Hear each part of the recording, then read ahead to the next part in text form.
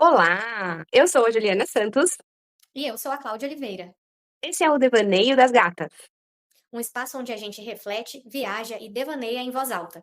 um lugar seguro para sentir juntas e, em vez de fechar respostas, ampliar sentido e simbolizar experiências. Aqui cabem as nossas dúvidas, contradições e risadas. Somos duas psicólogas amigas e mulheres em travessia, conversando sobre o que nos atravessa por dentro, enquanto a vida acontece por fora. Se você chegou buscando presença, reflexão e um pouco mais de consciência no meio do caos, fica com a gente. Esse devaneio começa agora. E aí, gata? Bora lá, Oi, mais um gata. dia? Que Tudo bem? saudade.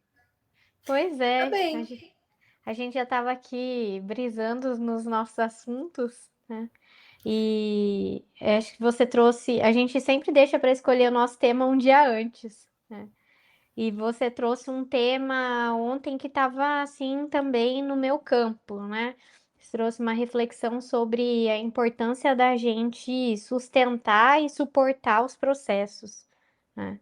E aí a gente estava falando de alguns processos ali nossos, né? E de atendimentos e de como as coisas elas podem se transformar à medida que a gente de fato vai de encontro e abraça, né, os processos. Toda vez que eu penso nessa palavra, processo, me vem muito à mente movimento. Uhum, Me dá a ideia de algo que se movimenta, que é vivo, dinâmico, não é uhum, estático, uhum. mas pressupõe que eu tenho que sair de um lugar e chegar em outro lugar. Caminho. Sair de um estado e chegar num outro estado desejado, querido. Uhum, uhum, Me vem uhum. sempre essa ideia de vivacidade mesmo. É processo alquímico também, né? Processo alquímico. É processo de transformação e caminho.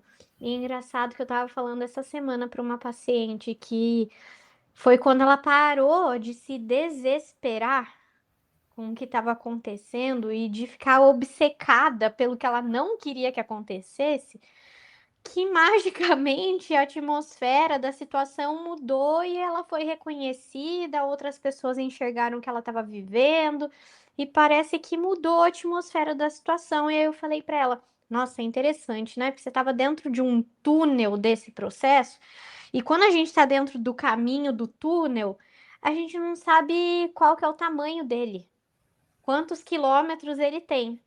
E aí você já está no meio do caminho e você não tem a luz ali para te guiar, você tá indo. E se você não suporta continuar com o seu carrinho, você vai voltar lá pro começo, em algum momento você vai ter que pegar esse túnel de novo. Só que como você aceitou passar por isso, pronto, olha a luz ali. A gente não sabe como, nem quando, mas tá aparecendo um pontinho de luz ali no horizonte. Olhar as coisas como processo também, na minha cabeça, tem muito a ver com confiar na vida. Uhum. Porque a vida em si é um processo. De A vida, incertezas, né? né? Quando eu olho a vida compacta, ela é um processo de começo, meio e fim. Tem Sim. fim. Tem fim assim, neste plano, né? Sim. A vida em si não tem fim, mas Uhum. neste plano ela tem um fim. Uhum. E E com fases, né? muitas fases. Por isso que quando eu penso em identidade, às vezes as pessoas me falam assim: ah, porque eu não sei qual é a minha identidade. Eu não sei se um dia a gente vai ter, saber, pá, qual é a nossa identidade. Porque a nossa identidade ela vai mudando à medida que os desafios da vida vão mudando também. Uhum. A Juliana solteira não é a mesma Juliana casada, que não é a mesma Juliana mãe, que não é a mesma Juliana que começou a atender lá atrás há 12 anos. Quantas identidades a gente vai tendo a chance de recolher ao longo do Uhum. caminho? Graças a Uhum. Deus, que isso não é Sim. estático. É. É a cada fase, a cada vivência, a cada prioridade do que a gente está vivendo e trabalhando no momento, né? E só que cada fase, ao mesmo tempo, tem a sua natureza, né? E às vezes a gente desrespeita algumas fases de alguns processos da vida, né? Às vezes a gente quer adultecer as crianças, e aí a gente infantiliza os adultos, né? Às vezes a gente quer inverter as bolas, né? Então os processos, eles também têm essa conexão, né? Esse aterramento com o contexto e a fase da vida que a gente tá. A gente tem um amigo que é um querido e ele já tem 94 anos. E ele ultimamente tem vivido alguns desafios de saúde, provavelmente já da sua descida. Uhum. E é óbvio que isso causa sofrimentos, aflições, angústias. E como é difícil a gente sustentar, ver a dignidade deste amigo passar por estes processos. Sim. Da finitude, né? Da limitação. Ele teve um AVC e tá internado, tá ali sofrendo. Como é que a gente oferece para ele o conforto que ele precisa para esse momento, os cuidados todos que ele precisa, mas como é que a gente entende que esse processo de sofrimento, inclusive, faz parte do processo da existência dele? Difícil É isso, dando né? conta do nosso sentir também, né? Porque é muito difícil para a gente suportar o sofrimento do outro, porque a gente tem dificuldade de suportar o nosso próprio sentimento. E é isso, é respeitar essa natureza desse processo, né? E E temos requer muita dificuldade. coragem também isso, né? Não é só disposição. É coragem de coração mesmo, né? De inteireza. E de enxergar a vida atravessada pela espiritualidade. Na minha cabeça faz sentido pensar assim. Porque se não for assim, nós facilmente nos desesperamos por tudo. Mas quando a gente enxerga a nossa vida atravessada pela espiritualidade, as coisas ganham sentido. Uhum. E a gente ganha recurso de ampliar esse olhar um pouco fatalista da realidade nua e crua, para conseguir ver os fatos todos da vida como manifestações. Que tem propósito, mesmo que a gente não os acesse, né? Porque é isso, essa fé na espiritualidade não é uma certeza palpável, é uma certeza sentida, exercitada, Total. vivida, né? E esse propósito que está a serviço, esse sentido, às vezes a gente entra numa pira de querer racionalizar, entender e saber. E o mistério faz parte da fé. A fé é esse pisar e não saber se tem chão, mas confiar. Para mim, o mistério ela é a substância da fé. O mistério não se revela por inteiro, senão ele Ele deixa não de é ser mistério. mistério. Ele não é mistério. Mas ele vai se revelando à medida que a gente vai caminhando em direção a ele, pouco a pouco. A gente vai tendo vislumbres Partes do dele, mistério, Eu né? gosto da visão que vem um pouco do espiritismo, que é no sentido de às vezes a gente quer saber de tudo, só que a gente não se conecta com o fato de que às vezes é bênção não saber, ser protegido.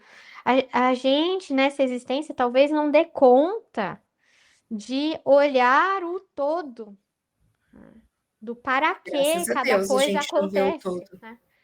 Graças a Deus a gente não vê o Eu não tempo. quero saber o dia da minha morte, por exemplo. Exatamente, né? Então, assim, o mistério vai se revelando também à medida que existe sentido de ter consciência dele, né? E aí, quando eu tenho uma fé na vida, na espiritualidade e em mim, as coisas passam a ter um sentido maior do que o meu umbigo, meu ego, meu desejo, a minha vontade. Porque isso ajuda a suportar o processo. A Fernanda fala para mim na terapia muito sobre o nosso farol, o farol do nosso carro só ilumina no máximo 50 metros na frente. E aí é de 50 em 50 metros que você atravessa a Dutra. Seu farolzinho não vai iluminar de São Paulo até o Rio de Janeiro. E é isso, você tá lá com o seu carrinho na sua jornada, no seu processo. Só que todas as vezes que desesperar, para e volta para trás, Você não sabe é que regra. você trouxe esse exemplo, eu lembrei que no começo do ano, as minhas amigas da faculdade fizeram um encontro nosso lá em Cruzeiro. Uhum. E eu fui sozinha. Era uma festa de família, mas assim, aquelas coisas, né? Nunca que consegue casar datas para todo mundo. Conseguimos lá garantir que pelo menos nós, as protagonistas, podíamos. E acabei tendo que viajar sozinha de São Paulo a Cruzeiro, que dá Umas 3 3 horas de horas. viagem. Uhum. 3 horas. E aí eu comecei a ficar um pouco ansiosa, assim, tipo, meu Deus, nunca que chega, nunca que chega. A ida foi mais fácil, eu visitei, parei em Lorena para ver uma amiga querida, então dividiu ali né, a viagem, foi interessante, mas na volta, que eu já estava cansada, eu comecei assim, Deus, nunca que chega a São Paulo. Como a gente tem dificuldade, porque uma viagem é um processo. E quando você está sozinha, você sente muito mais. Eu estava sozinha ali, eu já tinha ouvido milhares de músicas, Você sente podcast, muito mais porque aí você tá com etc. você, né? Você se escuta, né? Você fala, não tem ninguém aqui, não tem ninguém para eu conversar, não tem um negocinho para eu comer, porque eu não posso nem me distrair aqui, né? Fazendo esse movimento de virar. E aí eu fui ficando um pouco ansiosa, assim, ai meu Deus, nunca que chega. Como é difícil a gente sustentar aquilo que para a gente é desconfortável, desagradável. Que nos vulnerabiliza, E que humaniza. faz parte, né? Eu ir daqui até lá, estar com as minhas amigas, passar um dia gostoso, cheio de boas memórias e saudade e prazer, e voltar. A volta, a viagem era parte do processo. Sim. E se você se negasse a parte ruim, você também não teria o bom. Eu não teria encontrado, eu não teria ido até lá, não teria passado aquele dia maravilhoso, não teríamos, enfim, vivido o que a gente pôde viver juntas ali. É interessante pensar nisso. E ao mesmo Mas o tempo que suporta esse processo é ter muita clareza do para quê e qual que é o valor desse para quê. Você está falando do valor que tinha para você encontrar com elas. Isso te moveu. E mesmo depois, quando você já tinha realizado esse desejo, isso sustentou a volta, porque valeu. Sabe que outro dia eu estava ouvindo um podcast de negócios, nem era nada a ver de psicologia, era de negócios. E aí eu aprendi um exercício que era assim: eu vou escolher um objetivo. E aí, a partir desse objetivo, eu vou mobilizar todos os recursos disponíveis que eu tenho para alcançar este objetivo. Então, eu vou traçando os passos para alcançar esse objetivo. Transportei isso já para milhares de coisas, já até dei de tarefa para paciente, porque aquilo fez de um sentido para mim. Fez sentido, ao mesmo tempo que era uma coisa que eu já tinha feito, sem saber estruturar mentalmente aquilo. Quando eu decidi correr uma maratona, eu precisei fazer exatamente isso. O objetivo é correr uma maratona.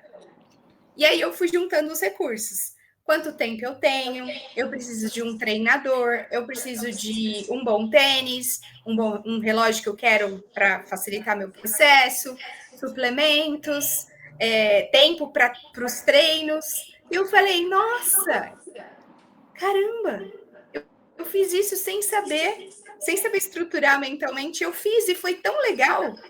Você foi criando essas possibilidades de recursos para te suportar. Mobilizei todos os recursos. Quando eu tinha todos os recursos mobilizados, eu fui para o processo. Treininho, um treino de tiro, um treino intervalar, de resistência, o longão, os longões que eu fazia aos finais de semana. E aí eu fui experimentando coisas diferentes ao longo do processo. Tinha treino que era uma maravilha, que eu terminava o treino e falava, caramba, que delícia. Tinha treino que era chato para um caramba. Os longões me exigiam muito tempo, tipo 3, 4 horas disponíveis. Muitas vezes dores que eu tinha que gerenciar. Nesse meio tempo, eu tive que aprender muito a distinguir autopiedade não autopiedade, mas eu tive que discriminar na minha cabeça o que era autocuidado de autopiedade. Tenho um treino para fazer hoje. Deixa eu olhar para o meu corpo, deixa eu sentir como ele tá. Ele tá... Autopiedade, para deixar mais claro, dó, né? Pena. Dó de mim. Né? Eu não vou, eu tô tão cansada hoje. Eu não vou fazer o meu treino. Tá bom. Eu podia não ir, eu sou livre, né? Eu era livre ali para ir ou não ir. Mas toda a escolha é gerar uma consequência. Eu tive que aprender muito, assim, essa distinção entre autopiedade e autocuidado. Então, em alguns momentos, eu precisei, de fato, dizer, cara, hoje eu não dou conta de treinar, sério. Se eu treinar, eu vou abortar o objetivo. Eu vou precisar abortar o objetivo. Eu vou me ferrar muito. De outras vezes que eu falava, vou ficar aqui, porque precisei. É interessante, porque às vezes o autocuidado também é ser firme. Né? Ser firme com você, que precisou sentir, distinguir ali, né? Qual que era a natureza dessa necessidade. Que às vezes a gente olha muito o autocuidado como mãe, colo de mãe, né? E firmeza de pai, ordem, né? Disciplina, é autocuidado também. A gente fala muito de automaternidade, mas a autopaternidade, ela dá contorno. Olha, passou o carro aqui. Por isso que é importante esse casamento sempre dentro de nós. A função do pai e da mãe é ensinar a gente a ser pai e mãe de si mesmo. E como é que eu vou sendo pai e mãe de mim mesmo? Não, às vezes, uma mãe solo ou um pai solo, né? Porque eu posso ser isso para mim mesma, eu posso excluir um desses lados, mas como é que eu vou integrando isso? Ao mesmo tempo que eu preciso do autocuidado, que é esse olhar de automaternagem para mim, eu vou precisar também desse outro lado paternal que diz... Vamos para a vida. Seu objetivo aqui é esse. É correr a maratona, concluir algo que seja importante para você, encontrar um relacionamento saudável. A gente pode usar para qualquer coisa, desde as mais simples e, né, superficiais até as mais profundas e significativas. Sim. E parcelar esse objetivo, né? Que é o que você está falando, de trazer método, estratégia, parcelar. Porque aí uma coisa grande, ela vai se tornando possível, pedacinho por pedacinho. E acho que nisso, acho que parte de suportar nosso processo também é olhar para dentro e olhar para fora. também, porque às vezes a gente ter consciência do processo do outro, que cada um tem o seu, também coloca a gente num lugar de humanidade, né? De dignidade. Porque às vezes o processo que a gente está vivendo é tão pesado que se a gente fica na autopiedade da dó e não relativiza o nosso sofrimento, olhando para fora de que, pô, cada um tá carregando sua cruz em um momento ali, você sucumbe. Então, se humanizar e socializar é importante nisso também, né? Dentro disso que você está falando, é também perceber que o meu tempo não é o tempo do outro. Uhum. Que às vezes eu olho para o outro muito julgando o processo do outro, mas o tempo é tão dele quanto... E às vezes vendo o palco do outro, né? Não vendo os bastidores também. O jeito cada um... do outro não é o meu. Não é. Os meus recursos não são os recursos do outro e vice-versa. Nossas origens também são diferentes, né? História, tudo aquilo que a vida pôde oferecer. Mas eu sempre olho, independente da história que a gente tem, pode ser das mais lascadas, eu sempre penso que a nossa vida merece a nossa tomada de decisão.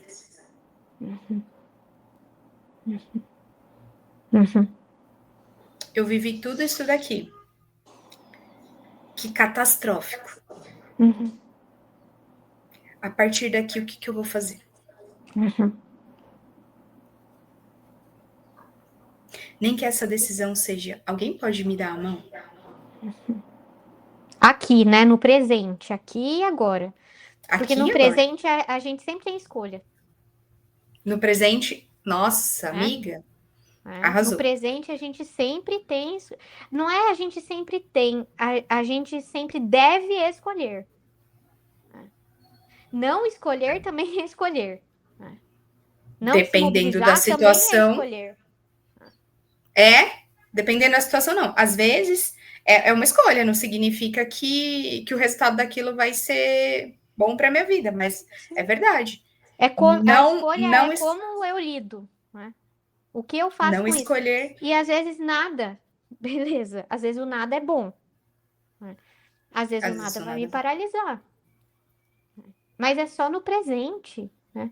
E como que o nosso ego, pipipi, fica contando historinha, porque lá no passado, porque minha mãe, porque meu pai, porque meus ancestrais. E aí, como a gente tem acesso também, graças a Deus, a essas tecnologias das integrativas que ajudam a gente a acessar um monte de informações e tal, às vezes a gente fica lá preso naquela historinha, que meu ancestral, não sei o que, beleza. Aquilo já foi. E o que você, estando aqui, onde você tá, com essa história de todo mundo que veio antes de você e com o que você viveu, o que você vai fazer com isso? Com isso. Você falou, me veio a imagem do ego como um fofoqueiro do passado para o futuro. Puts, muito, muito, né? E às vezes você tem que falar para ele, fica de boa aí na sua... Para de falar um pouco e partir para ação. Aqui e agora. E o aqui e agora é o corpo, né? O aqui e agora Eu uso muito o corpo para me ajudar, às vezes, a organizar as vozes da minha cabeça, os desconfortos, sabe? Quando tem uma emoção muito forte, eu vou para o corpo, para a respiração também, que dá uma centrada, eu falo, opa, cheguei, né? Peraí, né? Tô aqui, agora parece que tô vendo, parece até que limpa o óculos, a lente do óculos, né? Agora tô vendo a realidade. A gente tem a ideia de que é a mente que serve ao corpo, e é completamente o contrário. O corpo, ele está sempre disponível para servir a nossa mente. E ele é, na verdade, a nossa fonte mais segura de orientação sobre nós mesmos, sobre a vida, sobre o ambiente. Você entra num ambiente, é o corpo que vai te sinalizar se aquele ambiente te parece seguro, te parece ameaçador, né? E eu acho que eu sou um cabeção e que esse cabeção aí é que manda em tudo e sabe de tudo. Ah, E sabe de às vezes nada. a nossa história, a nossa cabeça tá enganando a gente. Às vezes a gente tá colocando o nosso corpo num nível de perigo que não condiz com a realidade, mas que ficou preso lá no passado, né? E aí, quando a gente se traz pro aqui, pro agora, pro presente, eu tenho duas estratégias assim, muito rápidas, quando eu tô muito surtadinha saindo da casinha e meu corpo tá sentindo. Que é uma que é uma estratégia de sair de crise de ansiedade, que é você olhar o seu ambiente e nomear 10 objetos que você consegue enxergar. Isso ativa o córtex pré-frontal, faz com que a gente consiga trazer um pouco mais dessa presença. E outro é uma respiração do yoga, que é a respiração das narinas alternadas, que tem diversos vídeos legais no YouTube, que são duas que elas têm a mesma função, né? Ativar ali regiões cerebrais que ajudam a gente a acalmar um pouquinho o corpo, né? E aí você consegue discernir, putz, realmente aqui e agora não tem um leão na minha frente que vai me comer. É Tem, só o meu pensamento. para mim tem uma coisa que me autorregula muito, que é pensar numa música que é significativa para mim e cantar a música, porque aí eu vou prestando atenção na letra e aquilo vai me ajudando a autorregular. E atividade física também me regula muito, me ajuda muito a, sei lá, sair para correr ou jogar alguma coisa, um esporte que seja. Me ajuda muito parar essa aceleração mental, essa agitação toda, me autorregular. Ah, tá bom. Agora eu vou olhar Isso é aqui porque eu preciso. autocuidado, né? E aí isso vai dando energia também para continuar fazendo o que precisa ser feito, né? E quando mesmo assim não dá, é porque aí tá punk demais, né? Aí tem que parar, entender, é isso mesmo, né? O quanto que eu dou conta, quanto de ajuda eu preciso, né? E saber pedir ajuda, né? Só que não adianta pedir ajuda se não se ajudar. Não adianta pedir ajuda se não tiver aberto para olhar para aquilo que precisa ser olhado. Sim. Você Porque falou uma muitas vezes. frase, uma ideia muito interessante antes da gente começar a gravar, que você estava falando da mesa posta, né? Uhum. Fala a ideia da mesa posta. A gente estava compartilhando uma situação, né? E eu falei que a espiritualidade é sempre essa mesa posta, sempre posta, com tudo que é necessário, mas que não tem garçom. Eu preciso levantar e me servir. Uhum, Fez tanto sentido para mim essa imagem da mesa posta. uhum. Tá ali, né? É um banquete. E isso a gente É pode um transportar banquete. não só para a espiritualidade, mas para tudo, né? Para amor, recurso, é, acolhimento, conhecimento, tudo aquilo que a gente está precisando se nutrir, né? Diante daquilo que a gente está vivendo, que a gente precisa suportar, né? Muito bom. Arrasou! Ai, Adorei! muito bom. Eu também adorei, né? Acho Adorei que completamos aí. que esse tema ajude as pessoas que ouvirem a nossa fala a pensarem nos próprios processos e que a nossa fala seja um recurso. Uhum, uhum. É, mais um calor humano aí para ajudar a aquecer, né? Diante do que a gente vive na vida, que às vezes é punk, né? Mas que tá a serviço. E se quem estiver ouvindo aqui lembrar de alguém que precisa ouvir essa nossa fala, Isso aí. compartilhe, Isso. curta, compartilhe, enfim, ajude a disseminar o nosso esse momento aqui que a gente coloca a serviço das pessoas. Sim, que com certeza vem do nosso coração e da nossa vivência também. né? Com toda certeza e toda a verdade. Sim. Até a próxima. Até. Um beijo, gata! Beijo, gata.